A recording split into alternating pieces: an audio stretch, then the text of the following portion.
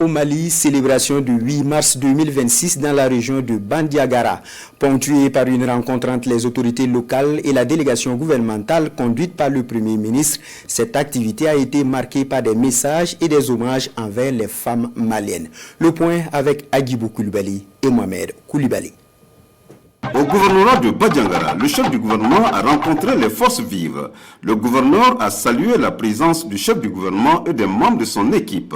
Selon lui, le choix porté sur la région pour abriter cette célébration nationale constitue une marque de considération pour les populations de Bandiagara. Le gouverneur a mis en exergue la résilience des communautés locales face aux défis sécuritaires et humanitaires, tout en soulignant le rôle central des femmes dans la consolidation de la paix et la préservation du tissu social. La région accueille aujourd'hui un important lot de personnes déplacées internes et des réfugiés contraints de quitter leur localité d'origine en raison de l'insécurité. Ces populations vivent dans des conditions souvent précaires qui nécessitent un accompagnement soutenu de l'État et de ses partenaires. Le Premier ministre, le général de division Abdoulaye Maïga, a salué l'engagement des femmes maliennes dans tous les secteurs de la vie nationale, notamment dans l'agriculture, le commerce, l'éducation et la promotion de la cohésion sociale.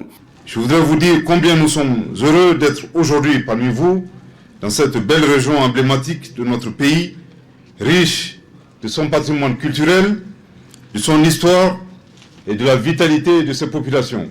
Mais vous avez également évoqué avec franchise et lucidité les défis auxquels votre région est confrontée, notamment sur le plan sécuritaire, humanitaire et du développement.